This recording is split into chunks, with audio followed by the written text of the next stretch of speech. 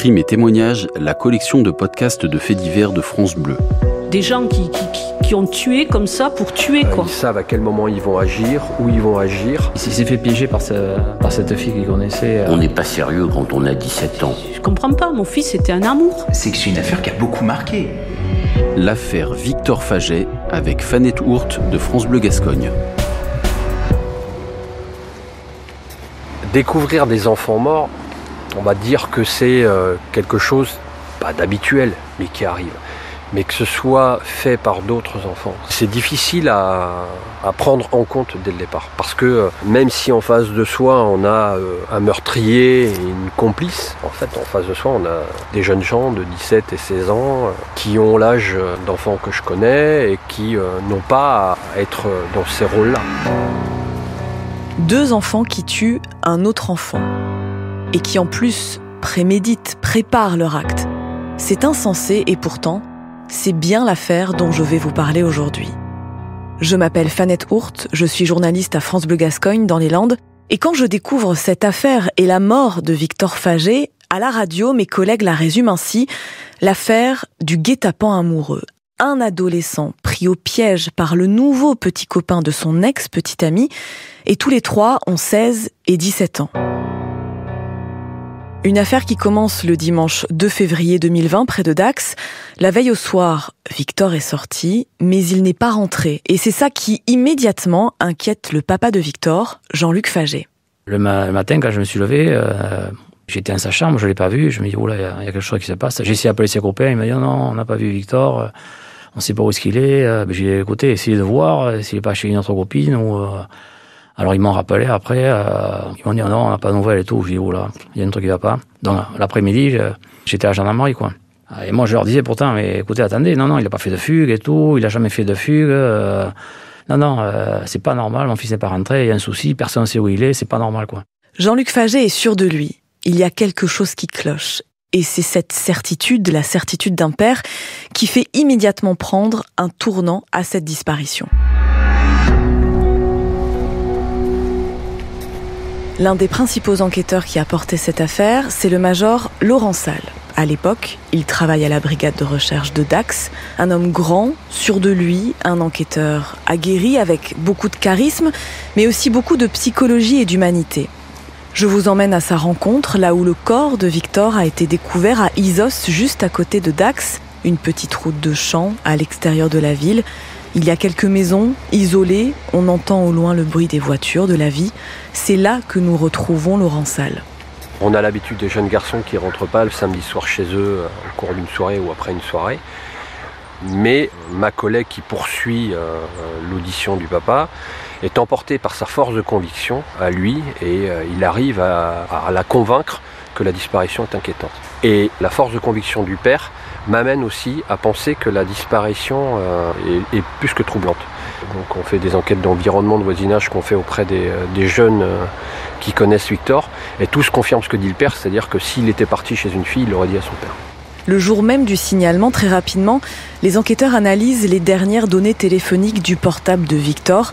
Ils découvrent qu'une certaine Marie lui a donné rendez-vous ce samedi à Dax. Or, toujours, selon la téléphonie, Marie n'est jamais venue à Dax ce soir-là. Mais cette jeune fille est en contact très régulier avec un autre jeune homme, Jonathan. Et le téléphone de Jonathan a lui bien borné à Dax ce samedi soir et il est reparti le lendemain matin. Très vite donc, Marie est entendue par les gendarmes, son attitude intrigue, elle semble avoir peur, elle cache des choses et en parallèle, les enquêteurs vont chercher Jonathan chez lui, dans le département voisin, dans les Pyrénées-Atlantiques. Et là, scène étonnante pour le major Laurent Salle. La maman me prend à part, dehors, et me dit « Méfiez-vous, c'est un menteur ». Elle va exhorter son fils à dire la vérité 2 fois, mais elle me dit, même en repartant, « Méfiez-vous, c'est un menteur ». Donc on fait une perquisition dans la chambre de Jonathan, on trouve des affaires souillées de boue, lui explique qu'il a été agressé à Dax, et donc je décide de conduire Jonathan à Dax pour qu'il nous amène sur les lieux où il aurait été agressé. Et surtout, moi, ça me permet de pouvoir avancer parce que la priorité, c'est d'essayer de retrouver Victor. Même si j'ai déjà la sensation que lorsque je vais le retrouver, ça sera quelque chose de compliqué parce que je ne pense pas qu'à ce moment-là, Victor soit encore vivant. L'intuition de l'enquêteur est malheureusement la bonne. Le soir même, toujours ce dimanche 2 février 2020, il amène Jonathan sur les lieux de la prétendue agression. Et justement, dans un champ à proximité, les gendarmes aperçoivent des traces de pas, de l'herbe couchée, de la terre fraîchement retournée. Jonathan avoue alors aux enquêteurs qu'il a étranglé Victor, qu'il l'a déshabillé et qu'il l'a enterré là. Et donc je gratte un petit peu avec mes mains, je découvre un bout de corps d'un enfant, parce que c'est un enfant, et je continue à gratter pour essayer de trouver la tête et le torse pour pouvoir essayer de voir s'il y a encore des fonctions vitales. Donc clairement il n'y en a plus. Je dis enfant parce que c'était frappant, il est tout blanc, tout menu, imberbe. Donc en fait c'est vraiment, ça reste un enfant. Je me suis écroulée sur mes genoux. Basilia Sanchez, la maman de Victor. Vous avez l'impression que toute votre vie s'écroule. Mais en fait, c'est pas qu'une impression, en fait, c'est réel, mais vous le réalisez pas encore, en fait. Mais vous savez même pas de quoi il est mort. On vous dit, voilà, Jean-Luc m'annonce, il est avec les gendarmes, il me dit, voilà, Victor a été retrouvé mort. Et moi, je hurle. Je sais que j'ai crié au téléphone, de douleur, quoi. Vous savez, ça fait comme si on vous avait arraché votre bébé du ventre. C'est ce que je dis souvent. Vous voyez, une maman, vous mettez votre enfant au monde, et puis après, vous savez pas que 17 ans et demi après, on allait vous le tuer. Vous pensez pas, parce que vous dites c'est que dans les films, dans les fictions, les films policiers ou comme ça. Vous vous dites, pourquoi votre fils, quoi? Pourquoi? Quand on voit que la personne impliquée qui a tué mon fils, là, elle a sauté à pieds joints, ça je l'ai appris qu'au procès, hein. J'étais tétanisée, hein. J'en ai eu le ventre complètement noué, hein. Elle a sauté à pieds joints finalement, sur la terre qui recouvrait mon fils. Vous voyez la barbarie de l'acte? En quelques heures seulement, les enquêteurs savent donc qui a tué Victor et comment. Et pourtant, reste la question primordiale, pourquoi ? D'autant que très vite, après la découverte de son corps, des photos du jeune homme de 17 ans circulent sur les réseaux sociaux, dans les médias, lors d'une marche blanche aussi. Un beau garçon aux cheveux bruns, au visage fin, aux lèvres charnues. Localement, l'onde de choc est immédiate. Une onde de choc ressentie par Rodolphe Jarry. Il est procureur de Dax à l'époque des faits et il est donc le premier à avoir eu ce dossier entre les mains. Nous le retrouvons dans son bureau. C'est une affaire qui a beaucoup marqué. En plus, on est dans Dax, c'est une petite commune, ils oscillent tout autant. C'était des adolescents qui étaient connus ou dont les parents étaient connus. Bon, voilà, donc il y avait pour beaucoup de personnes, en tout cas, je pense beaucoup de Landais, une forme de proximité qui s'est tout de suite installée avec ce dossier, ce qui faisait que tout le monde s'était senti évidemment concerné parce qu'ils connaissaient le père, la mère, éventuellement même directement le mineur. Donc non, localement, l'impact était important, ça c'est évident. Un impact important et beaucoup de questions. Dans un premier temps, en garde à vue, Jonathan parle d'une bagarre. Il avoue qu'il a bien donné rendez-vous à Victor ce soir-là, en se faisant passer pour Marie, qu'il voulait lui donner une bonne leçon, lui faire peur, mais pas le tuer. Et selon Jonathan, c'est Victor qui l'a attaqué. Une bagarre qui tourne mal donc, mais Laurent Salle n'y croit pas, notamment du fait du physique de Jonathan. Physiquement, c'est un garçon qui mesure plus d'1m80, qui, âgé de 16 ans, en fait beaucoup plus. C'est quelqu'un qui est assez athlétique. La description de Victor, elle est totalement autre. C'est un jeune garçon qui a 17 ans, non de plus que Jonathan, mais qui est beaucoup plus fluet, beaucoup plus petit, qui pratique la course à pied à un très bon niveau puisqu'il est en passe de se qualifier pour les championnats de France du 800 mètres. Et donc c'est un garçon très très très menu qui en plus est décrit par ses meilleurs amis comme lâche. C'est pas quelque chose de très valorisant pour lui, il est plus là, mais ses amis le décrivent comme fuyant lâche. Dès qu'il est confronté à quelqu'un qui va s'opposer à lui de façon physique, il s'échappe. Donc on a du mal à imaginer qu'il ait pu être impliqué dans une bagarre, comme le déclare Jonathan. Lorsque je vois Jonathan, je sais très bien que s'il y a une bagarre entre les deux, je sais que Jonathan prendrait le dessus assez facilement. D'ailleurs, l'autopsie ne révèle aucune trace de lutte sur le corps de Victor. Il porte une blessure à la tête, comme s'il avait été assommé. Et cet examen confirme aussi qu'il est mort des suites d'une asphyxie violente, de plusieurs minutes. Et puis il y a les images de caméras de vidéosurveillance aussi, où on voit Jonathan avec un sac dans lequel il y a une pelle qu'il a achetée le matin des faits non loin de chez lui. Dès la fin de leur garde à vue, Jonathan et Marie sont donc tous les deux mis en examen pour assassinat. Lui est placé en détention provisoire, elle reste libre sous contrôle judiciaire. Mais un an plus tard, de nouveaux éléments confirment qu'il y a bien eu préméditation et une entente entre les deux adolescents grâce à un expert en informatique qui décortique le téléphone de Marie. Donc l'expert qu'on a, lui, a fait une formation avec le FBI, a récupéré du matos qui a permis d'exploiter ça. Elle va faire des recherches au moyen de mots-clés qui correspondent à enterrer un corps, à découverte de cadavres. Marie donc est impliquée, attendait et a participé à la mise en place du piège qui s'est renfermé sur Victor pour lui donner rendez-vous afin que Jonathan puisse s'occuper de lui. On va s'apercevoir que l'action avait été préméditée au moins une semaine avant, puisque la zone de découverte du corps de Victor a été filmée par Jonathan une semaine avant, a envoyé un ami et montré à Marie. L'ami va être placé en garde à vue et va confirmer qu'effectivement il a reçu cette vidéo et que cette vidéo était bien celle qu'on pensait, c'est-à-dire que c'est une vidéo de préparation pour expliquer où ça allait se passer, comment ça allait se passer. Et évidemment, pour les parents de Victor, c'est la sidération. Quand j'apprends cela, quand j'apprends au fur et à mesure de l'instruction, tout ça, je me suis mise à tanguer. Déjà, au début, ma vie s'est écroulée, mais après, c'est le néant. C'est le néant. Vous dites, mais comment on peut, en France, dans les Landes, des gens s'entretuent? C'est le rendez-vous de la mort, quoi. C'est le rendez-vous de la mort.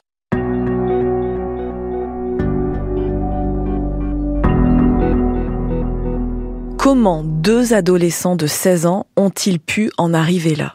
Pourquoi ont-ils préparé, orchestré l'assassinat d'un autre adolescent avec une telle froideur, une telle lucidité? Tout part en fait d'une histoire d'amour pour maître Simon Cohen, l'avocat de Jonathan. Ce qui rend cette affaire hors norme, c'est d'abord le fait que l'on ait affaire à des enfants, disons, à des adolescents, et en même temps, le fait que c'est l'histoire d'un amour fou. C'est vraiment l'histoire, la manifestation d'un amour fou, avec les excès de l'amour, avec l'irrationalité, heureusement, de l'amour, avec le caractère déraisonnable de l'amour parfois.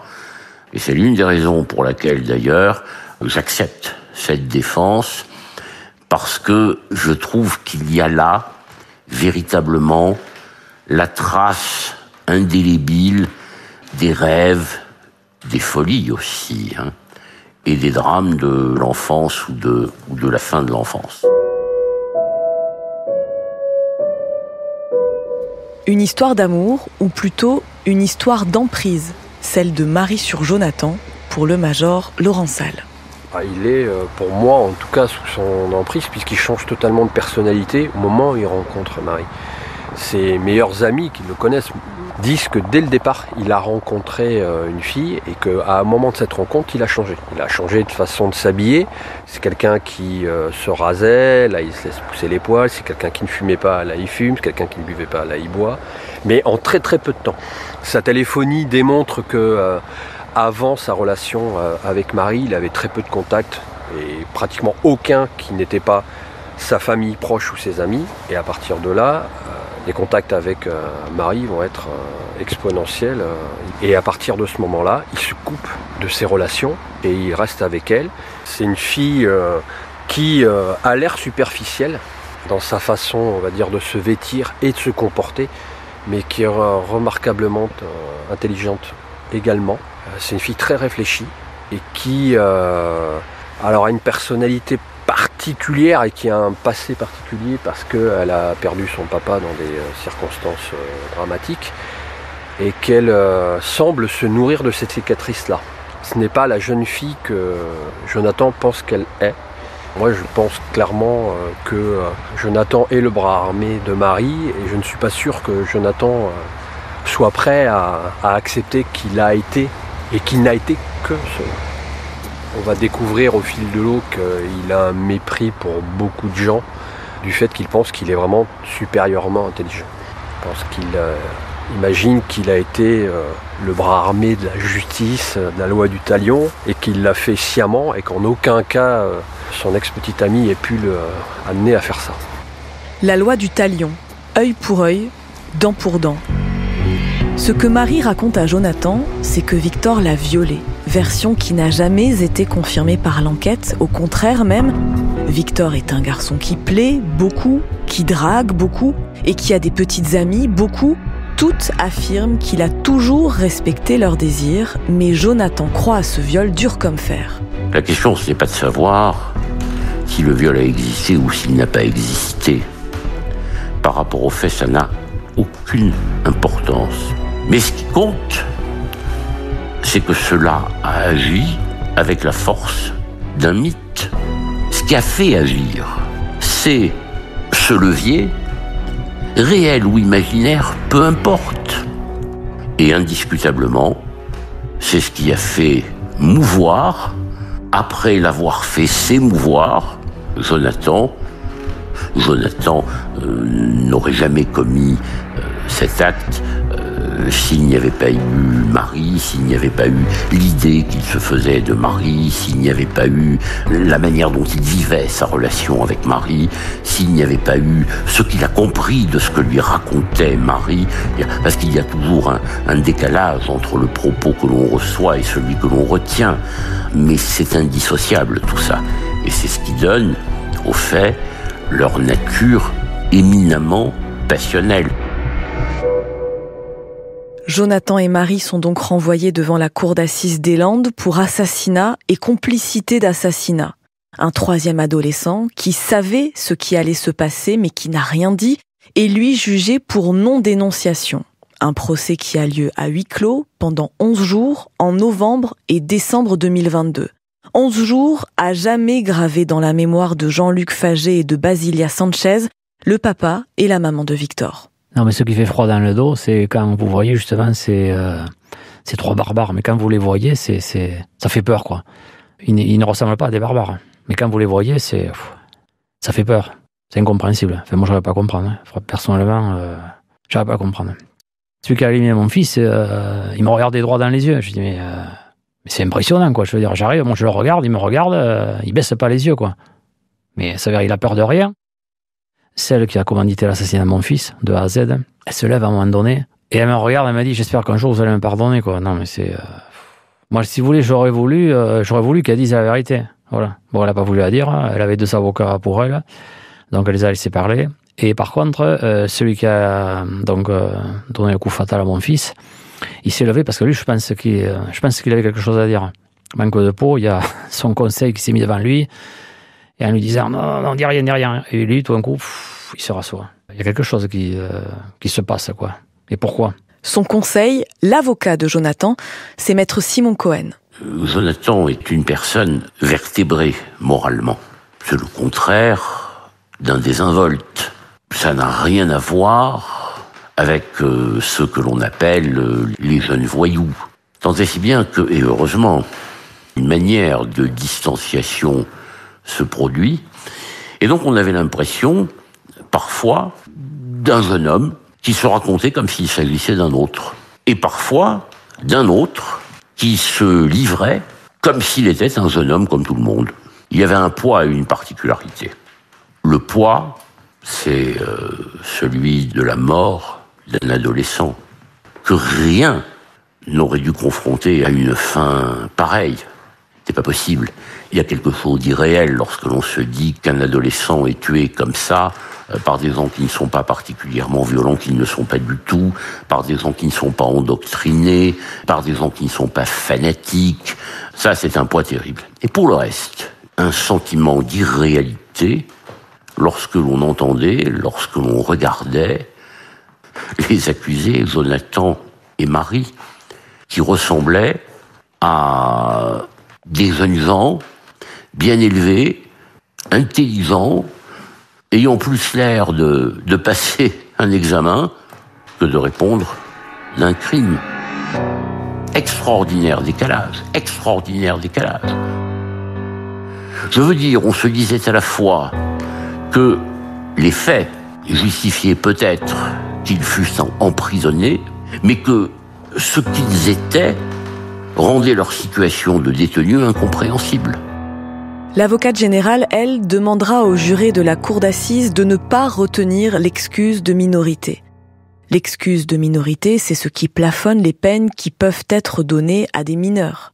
Elle requiert donc 21 ans de prison à l'encontre des 2 adolescents. Jonathan est finalement condamné à 17 ans de réclusion criminelle, Marie à 11 ans et le dernier à 2 ans de prison avec sursis. Et ce qu'il faut savoir quand on parle de la cour d'assises, c'est que les parties civiles, les victimes, leurs familles n'ont pas la possibilité de faire appel. Il n'y a que les accusés et l'avocat général qui peuvent faire appel d'une décision. Ici, il n'y aura jamais d'appel, ces condamnations sont définitives. Les parents de Victor, eux, espéraient des peines plus sévères. C'est donc extrêmement difficile aujourd'hui à supporter, ça et l'idée que leur fils ait pu être accusé de viol. Qu'on salisse sa mémoire pour sauver les autres, que les barbares qui l'ont éliminé, c'est ça qui me fait mal, quoi. Je comprends pas ça. En plus d'avoir cette souffrance qui nous colle à la peau, parce que nous, on se la porte tous les jours, que l'on puisse salir tout au long du procès la mémoire de mon fils en parlant d'un viol qui n'a pas eu lieu, de qui faisions-nous le procès ?